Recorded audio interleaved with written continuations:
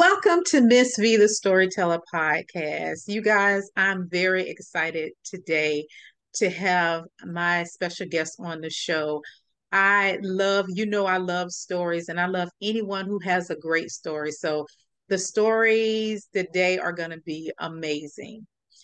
We talked, we had our meet and greet, and we had a great conversation. And I just thought this is going to be a good one. So, Amanda, her name is Amanda Blackwood, and Amanda's going to share a little bit about herself with us. So I live in Denver, Colorado with my amazing husband and our six cats. Yes, that's a lot. So we basically have a petting zoo. Uh, we've only been married for almost 2 years now. Oh, So it's a fairly new thing. And we just absolutely love the married life together. Everything is just beautiful. awesome. Six cats? Six cats. So I had four when we met. He had two cats and a dog. Oh my goodness. Bring them all together at some point. Wow. I bet you your house is hilarious at times. Just cats. And does he still have the dog? No, she passed away. She was Oh, 15 and a half years old, and she okay. passed away last year about this time. Oh, I was gonna say because that's very interesting. All these cats and one dog, poor dog, the poor little poor dog. I would And be like, she oh, was I a would be Shih like, come Tzu. here, let me give you some love because I know the cat stole you up. Oh my gosh. And she was a Shih Tzu, so she was smaller than the cat. Oh my, oh. Well, I know, and of course, you know about how I love stories, and I know you have a great story for us today. So, Amanda, what story are you going to share with us today? Oh, a story of childhood revenge. It's Ooh, got some. I love the title. So go ahead, let's get into it. So when I was probably about 9, 10 years old, I couldn't understand why I was so angry at my brother, but I was constantly angry at my brother. He just pissed me off. He was 3.5 years older than me. We had grown up in a rather strict and rather abusive household. So I knew that if I was going to get revenge on him for the little stupid things that he did to me, I needed to do it quietly and privately. So it started out innocently enough. I say that mildly, with putting a little bit of liquid soap in his toothbrush because I knew my brother didn't brush his teeth very often and he was constantly swearing, and when you swear in our household you get soap put in your mouth. So I made sure he got soap put in his mouth, put liquid soap in his toothbrush, and I could hear him going in there and gagging. So he wasn't smart enough to rinse his toothbrush out. And I would only do it once every month or so. I'd give it a little bit of time and do it again. It's very God. mischievous.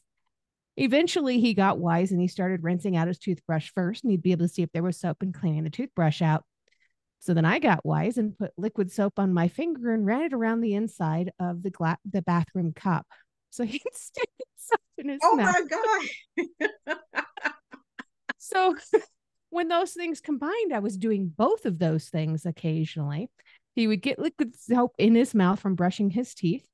So then he would reach for the cup and try to rinse his mouth out and just got more of the same. And it escalated and it got bigger and bigger.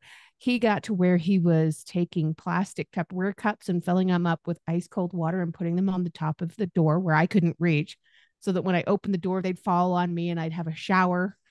God.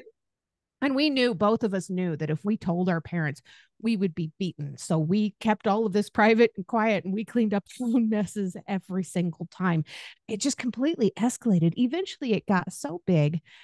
I took wads of toilet paper. I had learned this at school. I took wads of toilet paper and I wet them in the sink. And then I threw them up on the ceiling over top of the shower. Oh no. And my plan was that I was going to get all these things stuck up there on the ceiling above the shower. And then he would shower and all of the steam would go up and loosen it and it would fall on him. Except it never fell. So I had to resort to other measures and I put Nair in his shampoo and all kinds of stuff. I mean, I was very mischievous. Eventually one day I came home and my parents were standing outside of the bathroom and I couldn't figure out what they were doing because we always cleaned up after ourselves. Mm-hmm. My dad was standing there with a broom and he says, "Amanda, did you do this?" And I looked and leaned around, looked in the bathroom door, and He's got this broom in his hand. I don't know if he's going to beat me with it or tickle me with it. I have no idea. He looks very mad. And I look and he's taking the broom handle to point at these moldy wads of toilet Oh, paper hanging toilet from the paper. ceiling. Yes. I, yes, sir. He says, here, handed me the broom. Clean it up. Don't ever do it again. Turn around and left, laughing his butt off. Oh my God. Because you forgot I that they did. were up there. Oh, God. Totally forgot. At that point, I think they had been there for something like 2 years. Oh my goodness. No wonder he just walked away. I mean, he could probably tell that it had been up there for so long. That's probably why he was like, it's not even worth it. Just clean it up. I'm out. Rusty. It was gross. Got this. So when did you all stop doing this? I think we stopped about the time that we stopped going to the same school. So we were in elementary school at the same time for a long time. When he went off to junior high, um, he wasn't around me nearly as much. He wasn't annoying the crap out of me nearly as much. And he started finally getting his own friends. So I didn't have to deal with him. It was nice. It was a break. Wow. Well, I have a little story about getting people back. I have a nephew who always liked to irritate people. I mean, that's his thing. Since he was probably 8, 9, or 10, he would always like to irritate people and just say things to try to get you, to get to you. So we used to take family vacations to Florida. We would rent a house and then we would go to the parks, take the kids to the parks and everything. And in the house, I chose to get a room away from everybody because I love my family, but I knew we were going to be there a week, that I was going to have um I need time for myself. So I picked a room all the way and I'm glad I did. So the first night we always go out, we buy groceries and we get everything we need for the house for the week.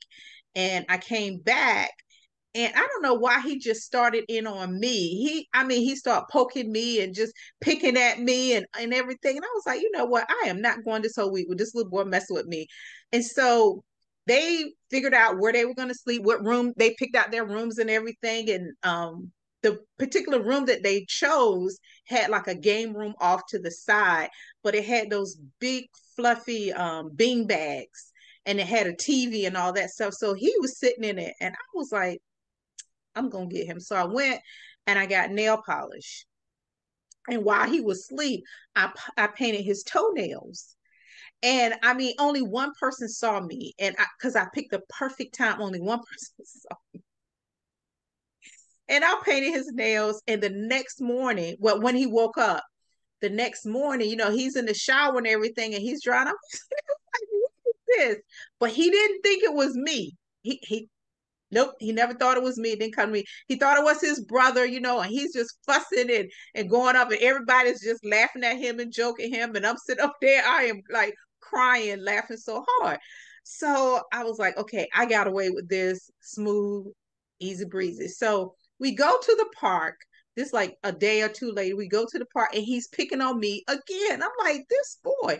So we went to the water theme park. So if you go to a park and there's water involved, when you finish, you're going to be extremely tired. He gets in the car and we are all talking outside the car and he is asleep. His head falls back. And I was like, oh, so you want to keep joking and picking people? I'm going to get you. So I went in my purse and I got some lipstick out. And I put lipstick on his lips. Oh my goodness.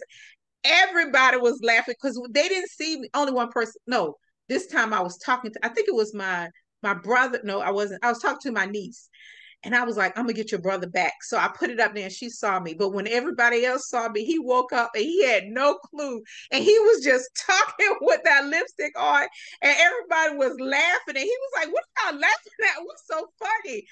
So funny. And everybody was just kept looking at him and laughing. And then when he saw it in the mirror, he was like, oh, I'm gonna get you, I'm gonna get you. And he looked right at me. Now I don't know what went. I don't know if somebody pointed to me or whatever. So he realized that it was me. And he said, oh, auntie, oh. oh, that's what we're doing now. That's what we're doing now. And I was like, oh my God. So that whole week, I was on high alert. I mean, literally on high alert. When I went in my room, I ducked my head in the room. I looked to the right, looked to the left. I checked the shower. I checked my bed. I was on high alert literally all week long. And he never got me back. But I think the thing was that he knew that I was on high alert. So, I mean, everywhere I went, I'm looking behind myself. I'm looking, waiting for him to come and get me, and he didn't. So my whole week, the rest of that week was just me being on high alert, afraid that he's going to get me back. And he didn't. But when we got back home, I forgot about it, but he didn't. And he got me back. I'm not going to tell what he did, but he got me back. Point blank, period. He got me back. So I know my nephew, I know what it was about him that that used to get to me, because he always, everything, he never took anything seriously. Everything had to be funny. He wanted everything to be funny. Conversations, everything was funny. And I don't know if I think it was a him thing. Like he has some maybe self-esteem issues. I don't know what it was, but everything was all about him. What was it about your brother that you think that made you like, ooh, he gets some, ooh, because like my nephew, he just picking. They have to do it for a reason. So what was the reason you think he did it? I think the reason he was, well, I lashed out first. So it was definitely a retaliation. Okay. I started the whole thing. But we'd always had some level of animosity between us in the first place. We grew up in a rather restrictive and abusive household. Our father was physically abusive. My mother was mentally and emotionally abusive. And we didn't really have extended family that we were around. So it was just he and I, and we were fighting the whole world and each other. And Wow. it was just this thing. There was very rare occasions where we ever got along as kids. Yeah, because I know me and my older brother, we didn't really get along because of the way that he treated me. Yeah. And so I didn't like the way that he treated me. So I didn't play tricks and stuff on him, because I was a little bit afraid of my brother growing up, because of the way that he talked and how sometimes he was angry. So with him, I would just stay away, you know, you don't have to worry about me or whatever. Did you feel that way to with your brother? Like, I know you started picking at him, but why did you start picking at him? You was like, I'm going to start something with him. At the time, I didn't know. It took me a long time to be able to figure that out. And it took some therapy to really kind of dig deeper to really analyze it. But there was so much abuse in our household that a lot of it was stuff that I had suppressed for a long time. And when I Okay. was 4, he was the first person that ever molested me. Now, I mentioned he was only 3.5 years older than me. So he was 7 at the time. And there's no way that he should have known the things that he knew. So I have to understand at this point that this was something that was being taught or done to him. And it Oh wasn't my. his fault. Okay. Wow. So it wasn't something that went on a long time. It was like a couple of times, or did it go on for a period of time and then he just stopped? It went on for a little while until my mother came very close to catching us in the act, well, catching him in the act. Um, at that point, everything kind of stopped. He tried again when I was a preteen, and I shut him down pretty quickly because at that point, I had already developed this level of anger within me. But that anger was directed so um, pinpoint focused on him, and I didn't understand why, that when it came to other people doing the same things, I wasn't able to say no. I didn't have much of a voice because I'd never been allowed to have a voice. Yeah. See, I know what you mean by that voice thing, because, like I said, with my brother, I didn't really say anything, and I lost my voice at 6. So I decided to stop talking in a way to protect myself. I felt like if I didn't say anything, if I would just keep it low, that I won't get into trouble and nobody would hate me and all those things.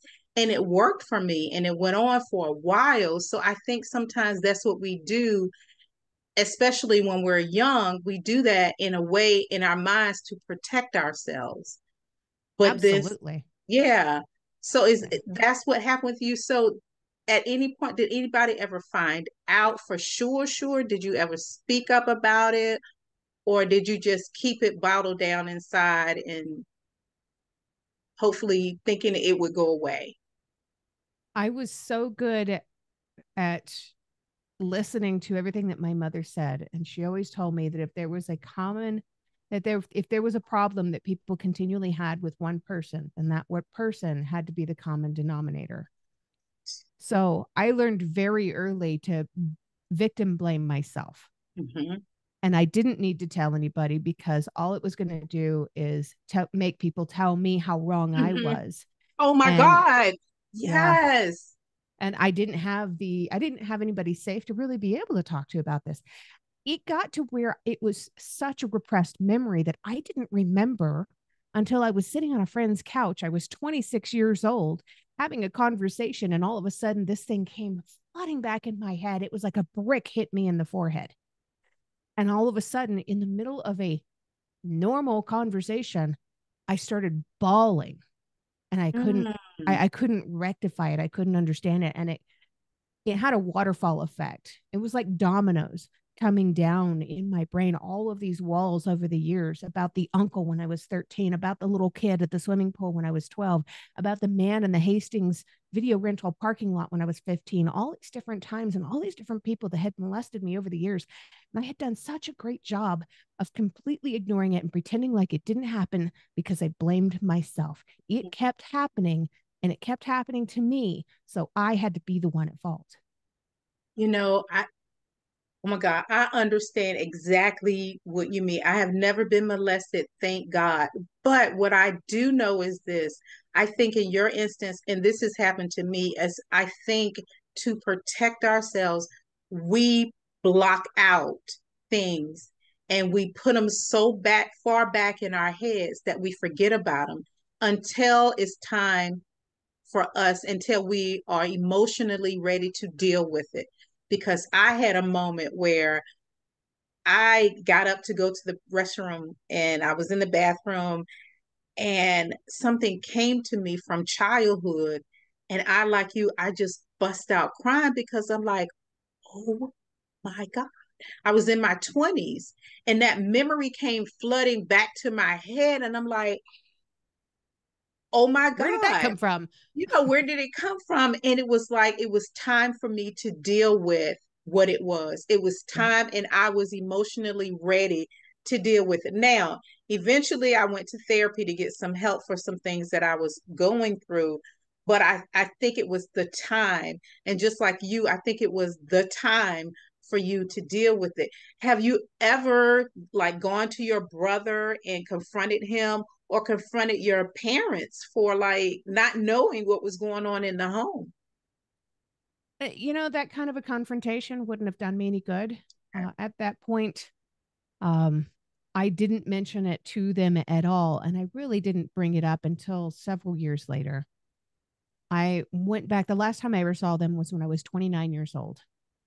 And that was all of them. I went back to the same town where they were living and stayed with them for a little while. I'd had a really nasty breakup at the time. I was trying to kind of rectify any kind of relationship I could with these people, and it just wasn't working out for me. So I did probably one of the stupidest things a person can do when they're trying to discuss trauma with others. I waited until I had already left there and they had said something hurtful or nasty or mean to me. And I used this thing that had happened and threw it in their face like a weapon. Oh. And all it did was make them, number one, not believe me. Mhm. Number two, get defensive. And number three, turn around and tell everybody that I was the bad guy. Wow. And see, oh my God. See, for me, those type of people are not the type of people, family or not, you just Yeah. cannot be around because they're not good for your mental health. Because I know that there are family members that it's best that I'm not around them because Yep. do exactly what you said. And I've come a long way. So I don't tolerate it. I'm like, I've been there, done that. No more. Nobody's gonna shut me up. Nobody's gonna mistreat me and talk to me any kind of way.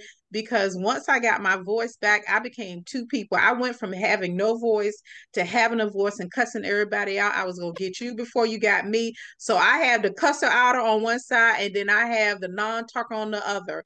And I'm like, Lord, I need you to give me some kind of medium up in here because I can't be cussing folk out, but I don't want to go back to not talking. So I try to really work on it. And when I feel like somebody's trying to shut me down or silence me, you picked the wrong one. I'm sorry.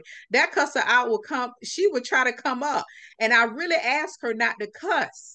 I don't mind, you telling somebody off, but don't use cuss words in doing it, and season your words so they can receive it. So, what did Yes. you learn from all that? What did you learn about yourself, and how did you overcome it? So through all of that, um, I was struggling for a long time on figuring out just how to keep myself alive. I was constantly seeking out new relationships because there was so much lacking in me. I was looking for love. I was looking for acceptance. I was looking for all the things that I wasn't ever getting at home. And I was constantly ending up in these situations, in these relationships where people were taking advantage of me and forcing me to do things I didn't want. Mm-hmm. So I am a very outspoken survivor of human trafficking. And that came as a result of everything that I went through. So I was trafficked 3 different times in my life. It wasn't until the last time and I got out that I really started to kind of buckle down and start trying to break a lot of these chains and a lot of these habits. And I had been studying psychology for a long time on my own, just trying to understand, why do these things keep happening? It can't be because of what my mother said, because nobody deserves to be injured like this. Nobody deserves to be hurt. Nobody is asking for it, no matter who says what to you. Mm-hmm. Stop with the victim blaming. And Okay. I started doing a lot more research in it. And in 2019, I had been on the run for 39 years, trying to kind of stay away from the bad people and stay one Mm-hmm. step ahead of abuse. And that's when the last trafficker made me famous on a pornography website. And he included links No. to find me through social media, through personal information, old addresses, telephone numbers, that kind of stuff. And the part that really, I had to hit rock bottom before I was really before I was ready to get the help that I truly needed. I thought I can do this on my own. And the inability to ask for help and the thinking that we can do this on our own is actually a trauma response. We have been conditioned our entire lives to think that nobody is going to be there for us and we have to do this alone. So when I was recognized in the grocery store and asked for my autograph because of a rape video on a pornography website, rather than I had been an actress, I was on Alias and Will and Grace, I modeled for Harley Davidson, I did a lot of really cool stuff. I wasn't recognized for any of the really cool stuff. And it broke my heart and it broke a Yeah. part of my soul off. And I reached out to a local anti trafficking organization out here and they paired me up with a therapist. And I went in just with the mentality of, we need to get something done. And I told her right off the bat, don't come at me with prescription medication right out of the gate because Right. I'm not Yeah. looking for a band aid. I need a shovel. Absolutely. Yeah. And number two, don't treat me like I am some fragile porcelain doll because if I was going to break, I'd have done it already. And Yes. going in with that mindset, knowing what I needed, knowing what I wanted, and knowing that I was ready to do the work, that was the point when things really started to change for me. I am a completely different person than who I was for the first 39 years of my life. Yeah, and don't you love the person that you are now? You feel more empowered. When you look in the mirror, you smile and say, you know what? You went through all of that, but look who you are now. You are a overcomer. And I love that because when I look in the mirror, I'm like, girl, you did that. Yes, it was hell, but you made it through hell and back, and look at you now. So I am grateful to see you and the person that you are today because that says a lot about your character and who you are. And I know when people look at you and they see who you are now, they're like, dang, I know I did that stuff to her, but look at her. and they're jealous, and that's the best way to get somebody back is to overcome and become even more than they ever thought. It's like a slap in their face, and I like it. So let me ask you this: with the trafficking, when people say trafficking to me, this is what I think, and help me with the term. I think that you are taken or led, and then someone puts you in a situation where you have to perform acts, get paid for or whatever, without your, they just do it to you, and you just do it because they make you do it. So in your story, nobody took you and push it. Please help me to understand, because that's what trafficking is to me. Somebody just grabs a girl and they put her in this and they prostitute her out, and they make her do things for money, and then if she doesn't, they beat them and all that. That's what TV and the news have made me think of trafficking. So help us to understand what the difference. So the news and media is really doing a lot of damage to the actual fight. Okay. Um, the definition of human trafficking is not something that I would suggest people look up on Google or Wikipedia, because these are fallible resources. Okay. You want to go somewhere that's going to be a little bit more reliable. So I tend to go to the Department of Homeland Security. That's pretty reliable. Okay. And their definition of human trafficking is specifically the use of force, fraud, or coercion to obtain commercial sex acts or labor from another person. So if you notice, there's no mention of transportation, even though we think of trafficking as being traffic on the roads. Yeah. There's no mention of money. It does say commercial sex acts, but that doesn't mean necessarily money. Oh, There's, wow. there's no mention of age. So it doesn't say that it has to be somebody under the age of 18. And there's no mention of strangers. That's because only 2% of all victims of human trafficking are victims through kidnapping. The majority of people that are trafficked by people they know and trust and love, and people who have a sense of authority over their lives. So the first time I was trafficked, it was by a boyfriend. Okay. The second time I was trafficked, it was by a young couple who were my landlords Oh my God. and friends, the only friends I had at the time. And the third time that I was trafficked, it was by a man that I had known for 7 years and was engaged to be married to. He was a police officer in Scotland. Oh my I was God. 31 years old the last time I was trafficked. I was 18 the first time. So people under the age of 18 only make up 1/4 approximately of all victims worldwide. That means the majority of people being trafficked are over the age of 18. Hmm. So much confusion when it comes to human trafficking. Now, human smuggling is where you take somebody across a border or you move them from one location to another. And while there's a huge overlap between human smuggling and human trafficking, one does not equal the other. And it's the same with prostitution. While the majority of prostitutes are being trafficked, the majority of trafficking does not look like prostitution. Only 14% approximately of human trafficking that we know of is actually sex trafficking. The reason we Wow. talk about that so much is because it's so sensationalized. It's so Yeah. easy to sensationalize. The majority of human trafficking is actually labor trafficking and child soldiers in Africa and migrant workers out here in the US. Wow. You have given me just so much to think about, because the only information we get and we know about it is through TV and social media. And of Yeah. course, we can only get their take on it, but having someone who actually has gone through it really makes you think about it.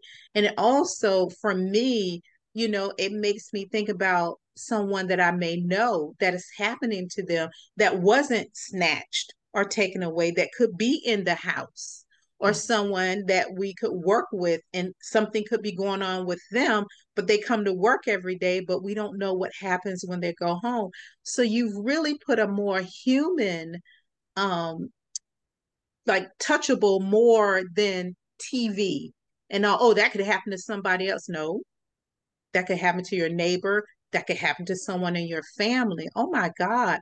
But the good thing about it is that you can overcome that. Absolutely. You can Absolutely. overcome it and you can come out on the other side. And I love it. So I know that through all of this, you decided to do something with it. And what is that one thing? Once you decided, like, okay, I've gone through all this, I want to help other people. How did you decide to help other people? It started out at first with wanting to write. I Okay. had to take whatever was inside of me and get it out. I needed to give it a physical body separate from my own so that I could set it down on the shelf and walk away from it. Okay. That was definitely first. Next, my therapist suggested that I begin painting. This was at the end of my therapy with her.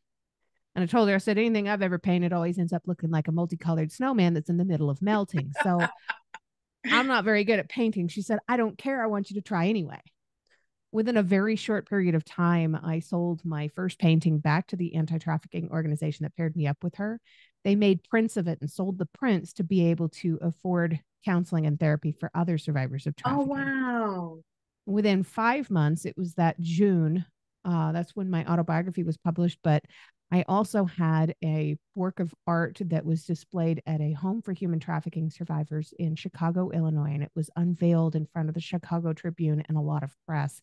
So the Chicago Tribune wrote an article about me, and I'm thinking, as great as it is to have these creative outlets, it's that's all about me.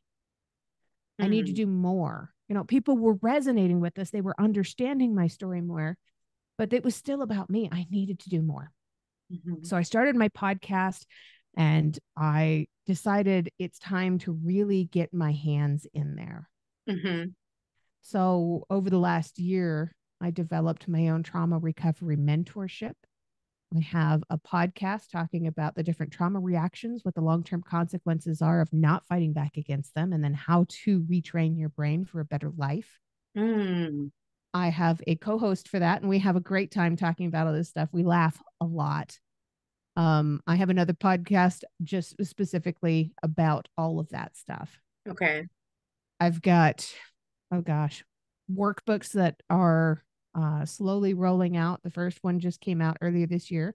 It's about the stages of trauma so people can have a beginning understanding of where they are in their recovery period. And the stages of trauma mirror those of grief. So you go through denial first, Mm-hmm. and anger, bargaining, depression, and acceptance. And we have to understand that the reason that they mirror one another is because trauma survivors have to grieve for the person that they would have been. That person is Oh. gone now. That person will now never be, because your life and your personality have been forever changed. And it is okay to grieve for that person, but it's not okay to stay in that part for the rest of your life. You must move on.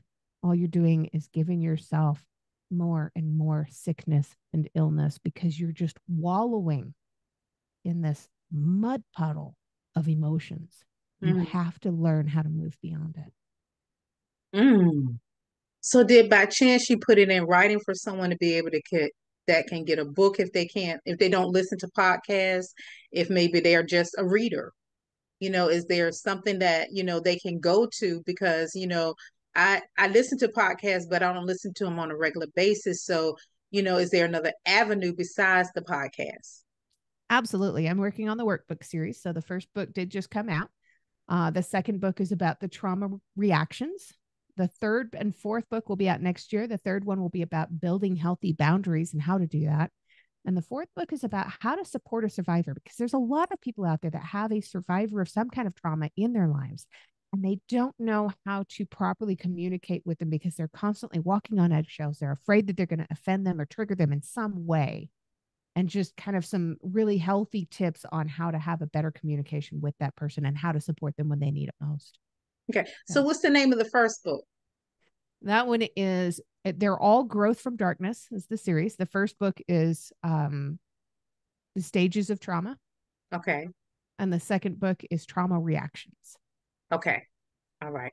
So tell us, where can we find this information? So if someone's out there that's listening, tell us where we can find the information. Tell us about the podcast and social media links. So if anyone's out there that's listening, or if they know someone that may benefit from, your podcast or your books, they have a resource to give them.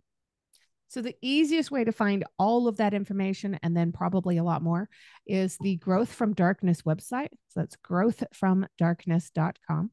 You'll find all of my books. You'll find the workbook series information. You'll find both of the podcasts listed there. You'll find a lot more information about the trauma recovery mentorship series, whether you're looking for one on one or groups, or if you're looking for pre recorded modules. All of that stuff is right there. Perfect, perfect. So listen, you guys, if you're out there, if you're going through something, if you know someone that's going through something, here's a great resource. If you don't want to get involved, just write the name on a piece of paper, say, go to this website or go to this, just so that you can help somebody who's suffering, because you don't have to suffer in silence. There are resources, there are places where you can go, there's people that can help you. So we really want you to get help if that is you. So thank you so much, Amanda, for coming on the show, sharing your story, for, even helping us to understand trafficking a little bit better. Of course. And thank you, Miss V. Thank you for allowing people like me to have a voice. Yes, of course.